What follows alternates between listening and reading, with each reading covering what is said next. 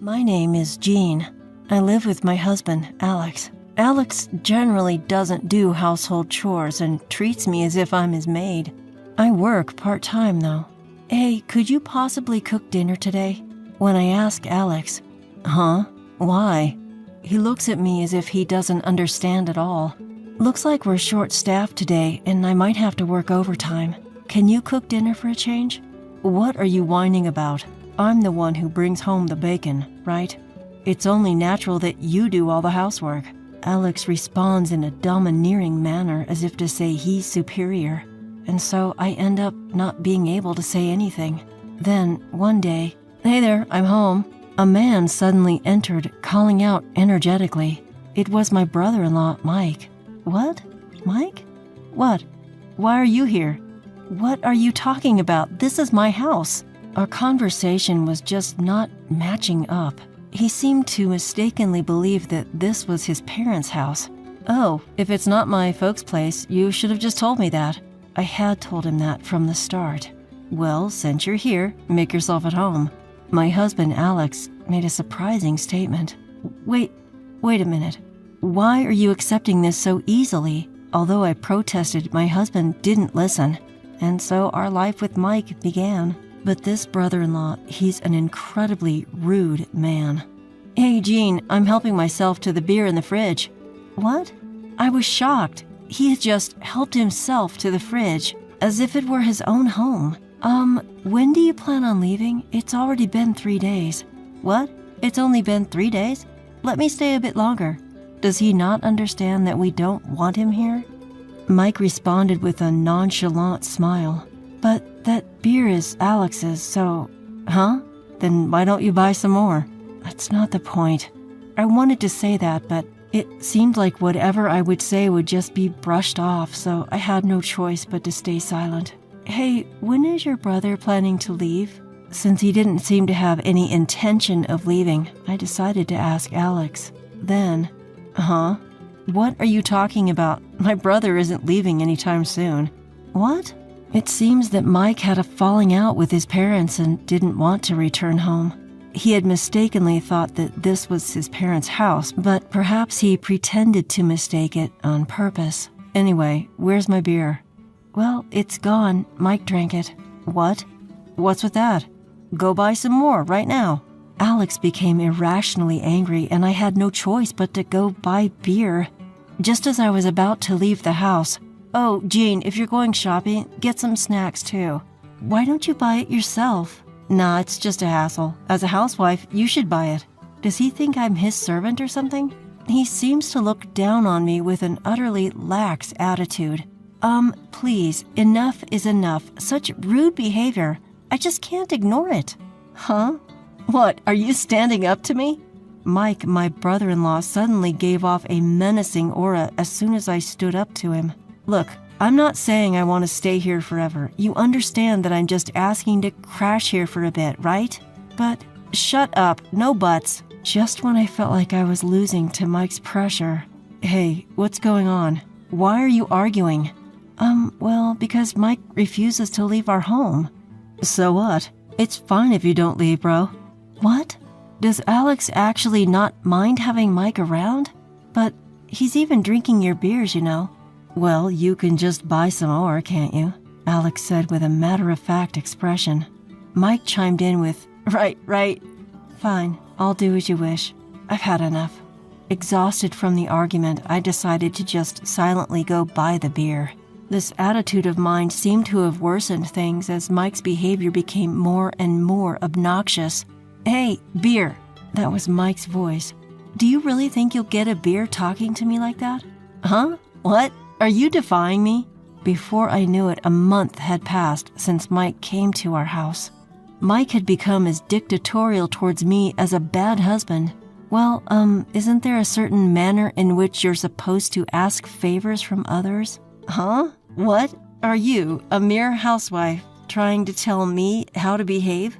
He went so far as to belittle me as a mere housewife. It really seems that Mike looks down on me completely. Hey, Jean, I'm off to play golf, so you two have fun. I hear Alex's voice from the entrance. Wait a minute! Alone with Mike? Yeah, so what? Is there a problem? There's a big problem. Given Mike's recent behavior, it's obvious he's going to pull something. At least go play golf with Mike. I don't want to be alone with him. He doesn't do golf. Ignoring my plea, Alex went off to play golf. That's kind of hurtful. So you don't want to be with me that much? Mike approaches, smirking. But when are you going to leave this house? It's like you're treating me as a servant. Not like. You are my servant. He finally said it. I'm single after all. I've always wanted a servant like this. He seems to genuinely believe that a housewife is a servant. What a terrible man. I'm not a servant. I'm a proper housewife. What's the difference? Anyway, bring me some snacks. Hurry up. Mike orders while relaxing in the living room. Truly outraged, I ignored him. Mike threw an ashtray. Fortunately, it didn't hit me, but it did shatter the glass on the shelf. Hey, who do you think is in charge here? You're getting a bit too cheeky, aren't you? I felt in danger with his anger unresolved. Reluctantly, I brought him snacks, along with a new beer. Perfect. This is the life I've always wanted.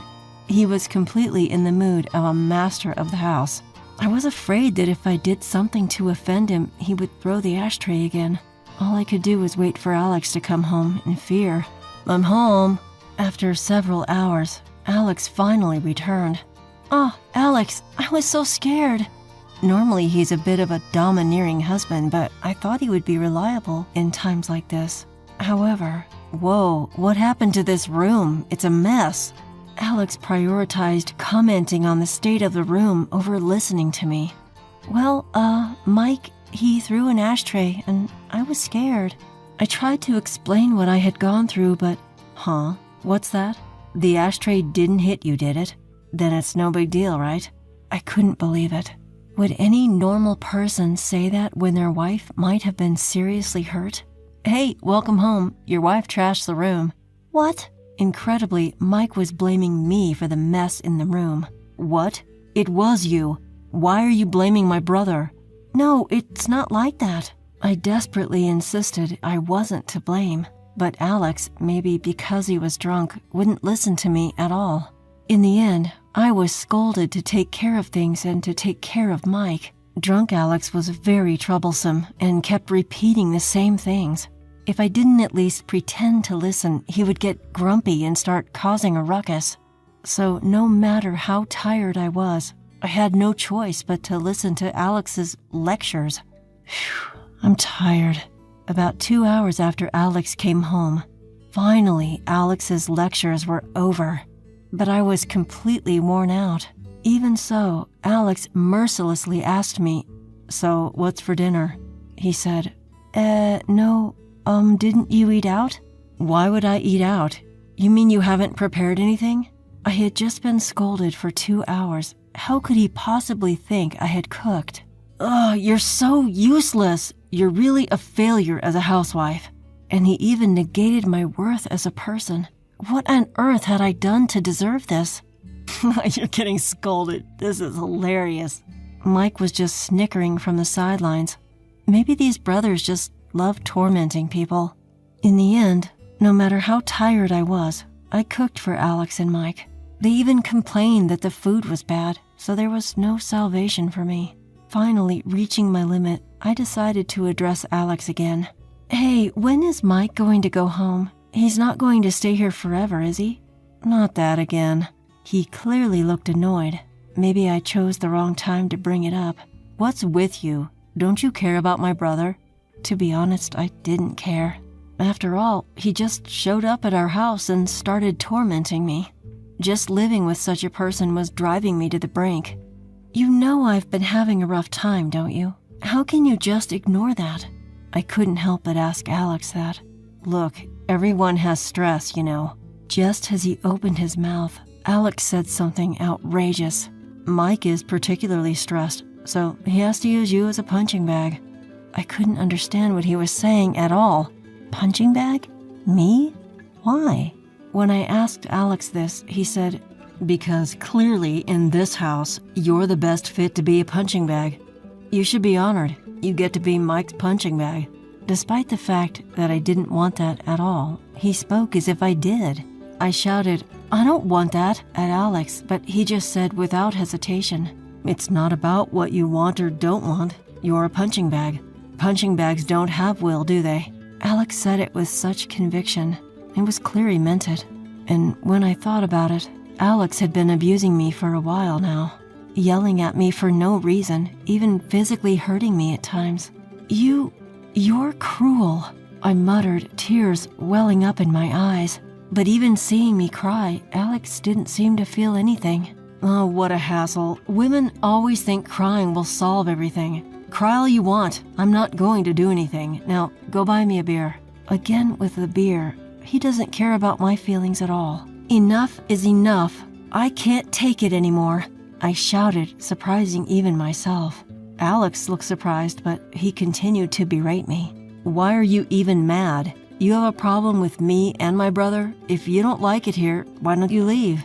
This is my house, so you're the one who should leave." I couldn't believe what I was hearing. Leave? Me?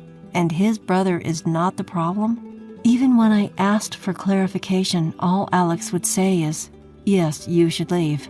That's crazy. Why should Mike get to stay when he's the one who came later? He's my brother, right? And you're just a stranger who isn't blood related to me. A stranger who isn't blood related. I never thought I would be treated horribly like this by my husband, whom I married out of love. Something inside of me shuddered at his words. What? Are you shocked? If you hate it so much, just leave. You can divorce me too. Alex continued to taunt me as I stood there in disbelief. Was he really considering divorce? It seems that Mike is more important to him than I am. That night, we both decided to go to bed without saying anything else. But I couldn't sleep. The cruel words Alex had said playing over and over in my mind. Leave, divorce.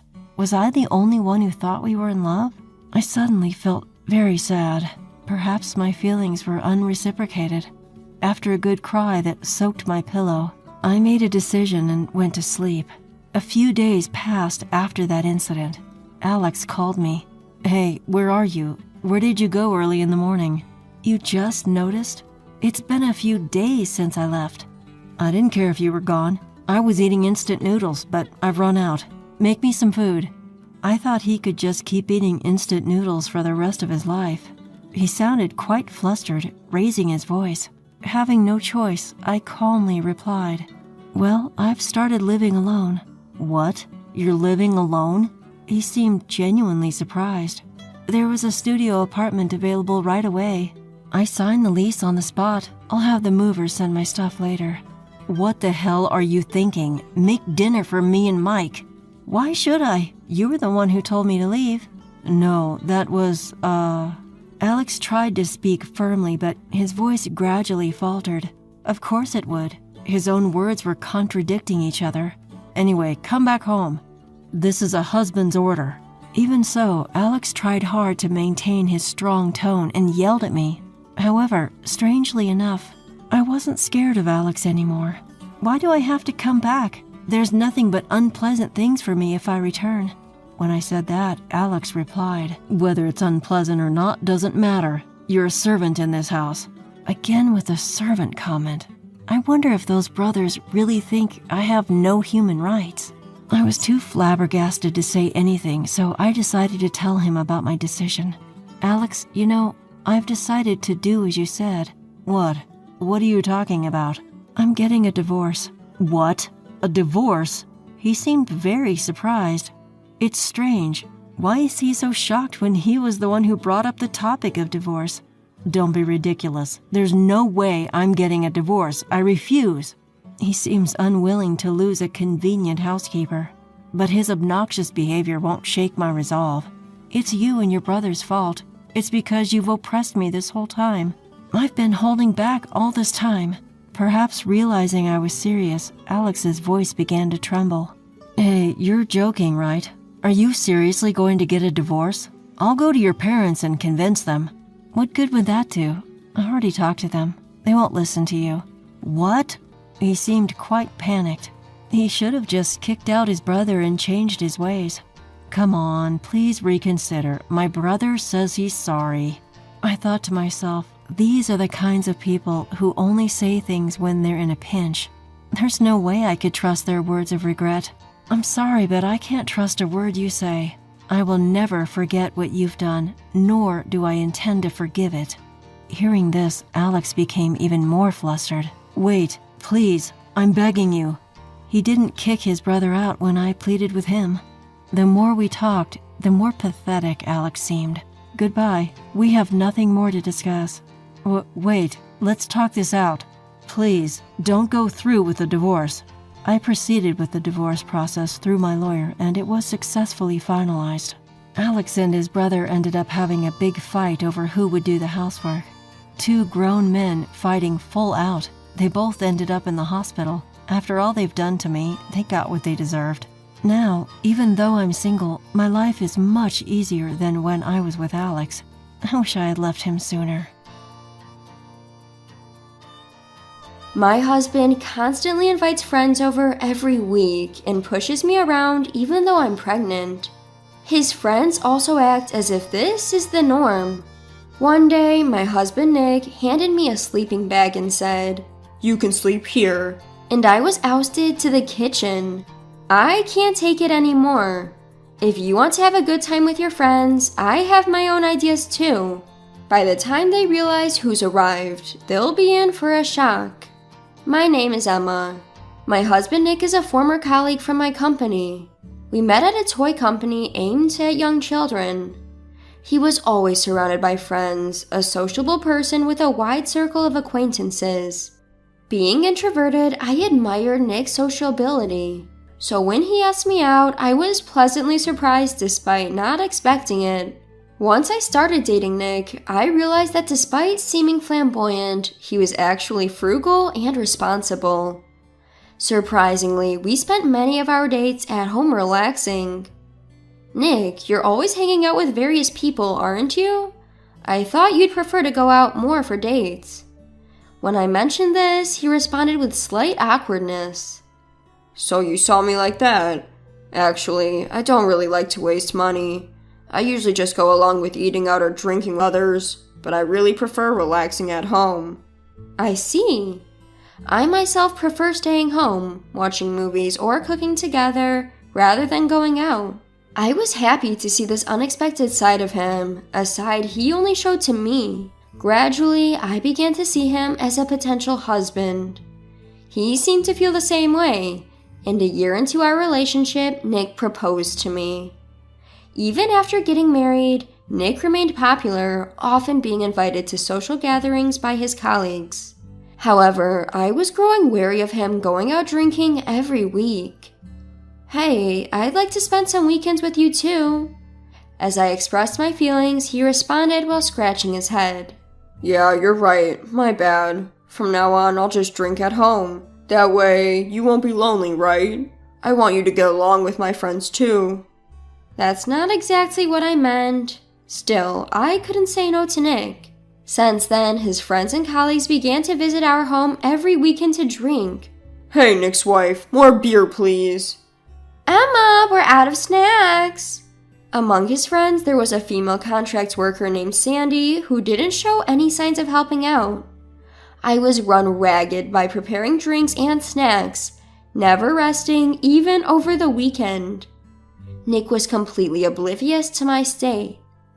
"Guys, don't worry about catching the last train home tonight. Let's party till dawn." "Oh, that's what we were waiting for. You're the best, Nick." Not worrying about the last train? Could it be? As I thought, they partied late into the night and ended up staying over. And when they woke up late in the morning, they would demand as if it was a given. "Got anything to eat? Something easy on a hangover would be good," he said. So my weekend ended without any rest. But if I complained about the situation, Nick would surely just go out to drink. When I was wondering what to do, I found out I was pregnant. When I announced my pregnancy, Nick was overjoyed. "Really? That's great. So, I'm finally going to be a dad. That's right. I have to report this to everyone right away." Without giving me a chance to stop him, Nick messaged them.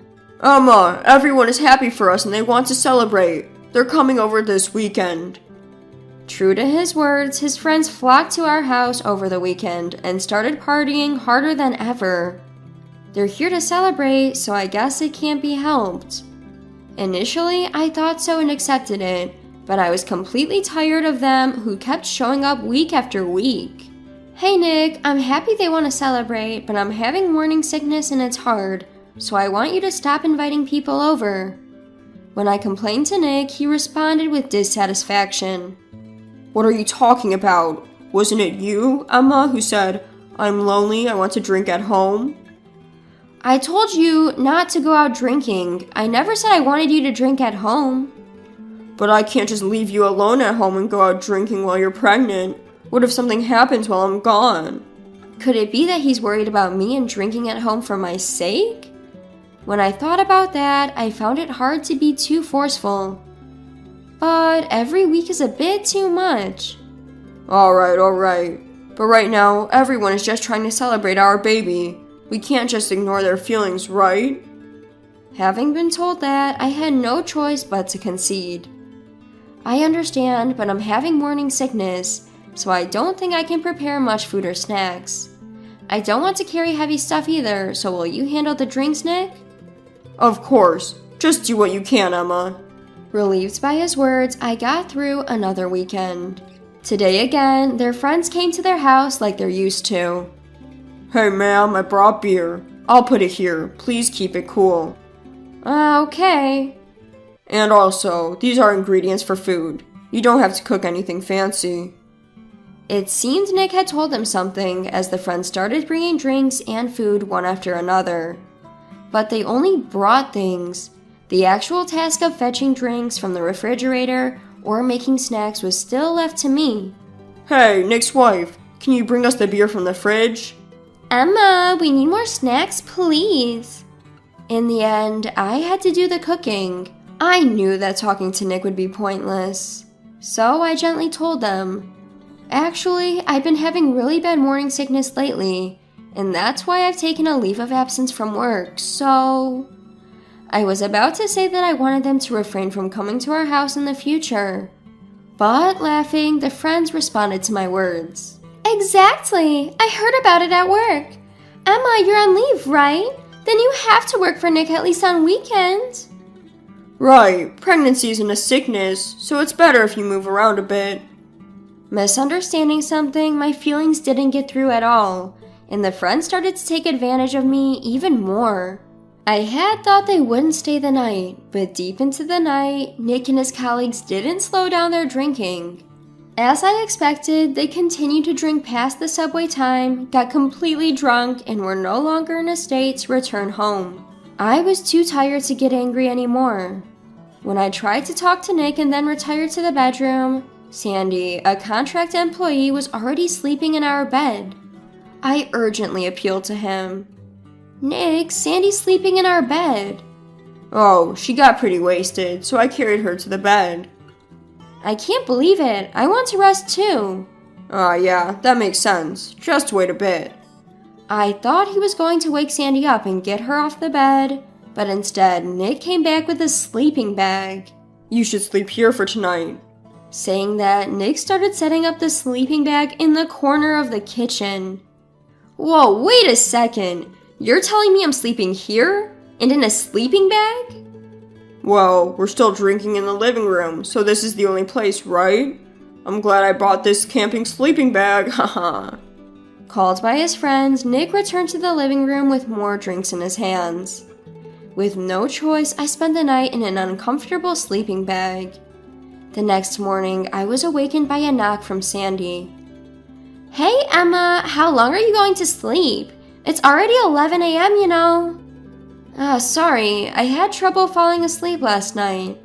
After a night in an unfamiliar sleeping bag and on the hard kitchen floor, I managed to fall asleep only when dawn broke.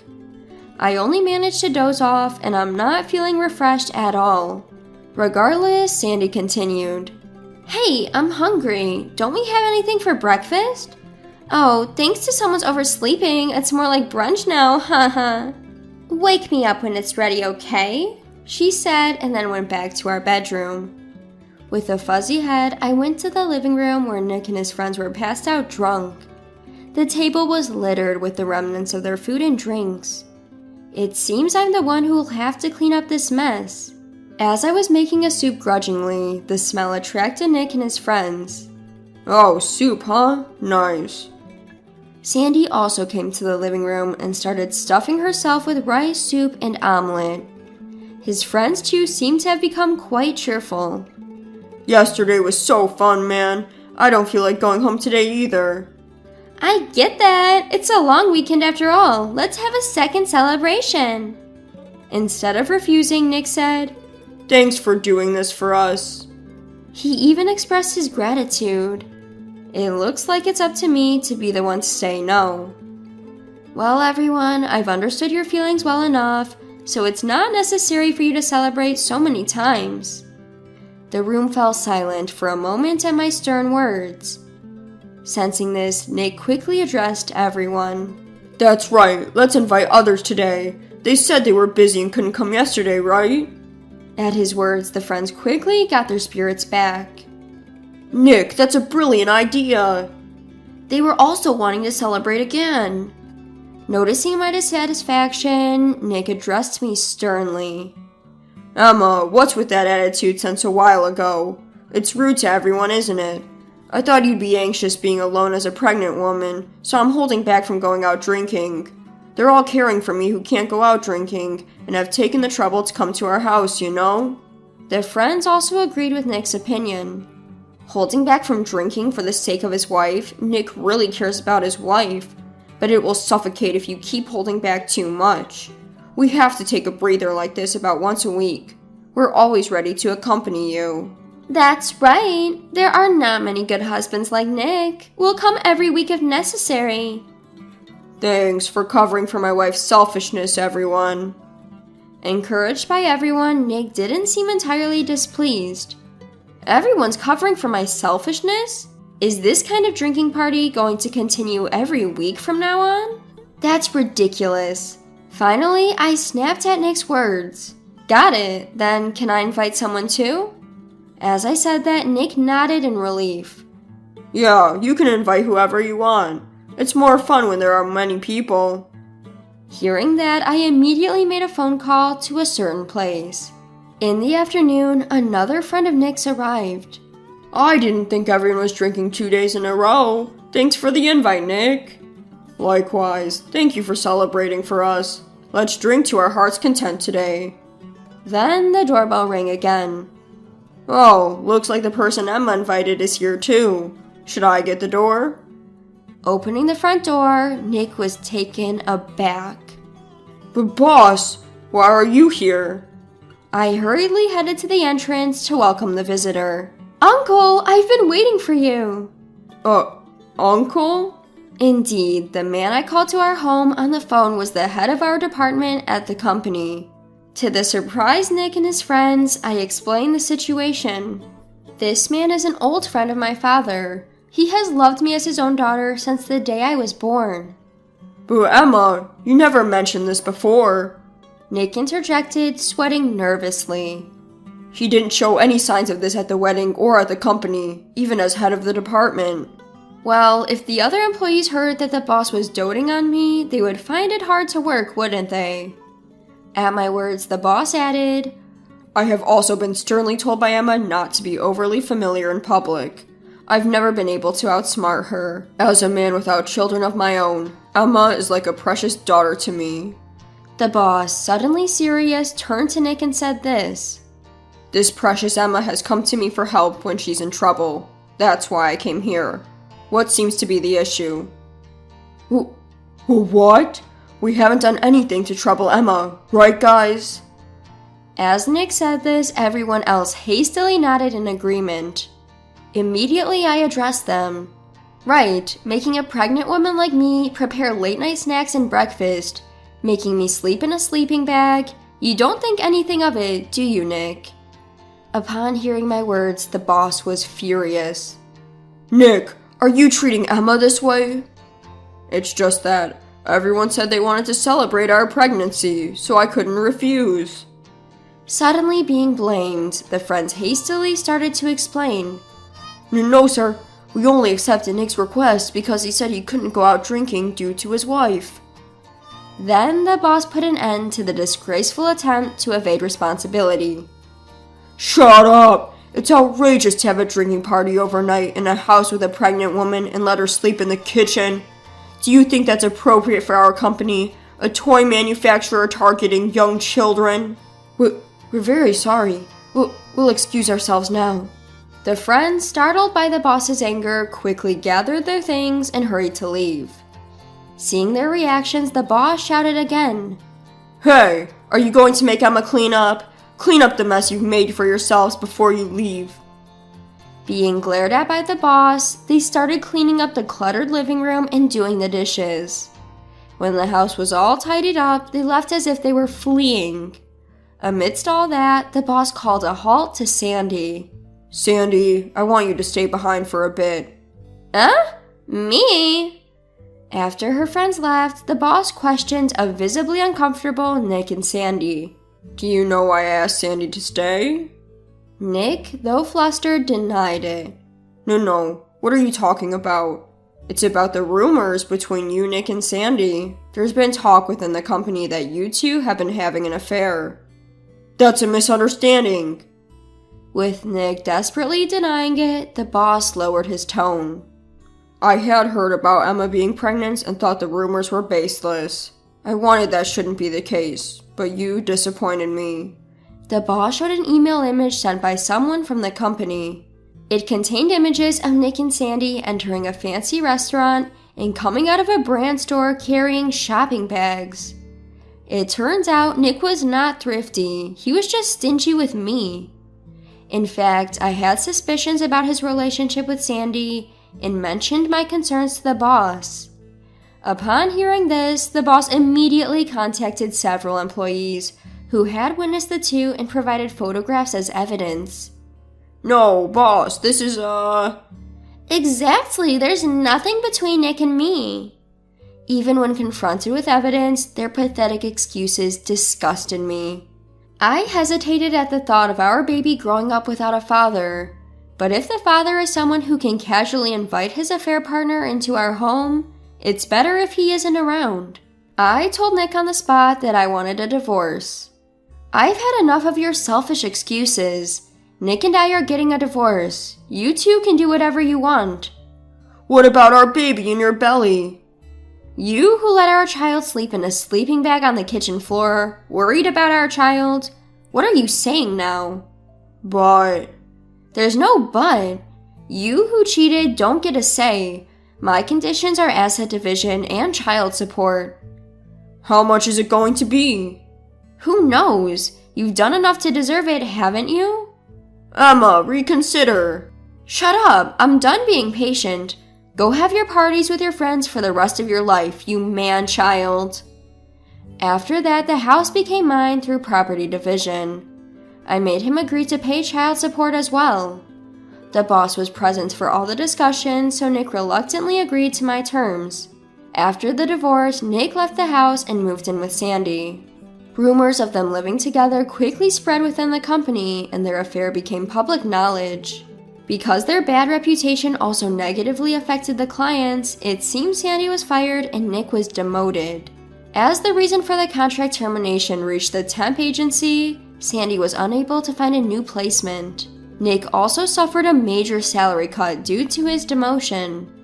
Sandy, now jobless, and Nick, who's stretched thin by monthly child support payments, they have no wiggle room in their lives and are now forced to live a very frugal life.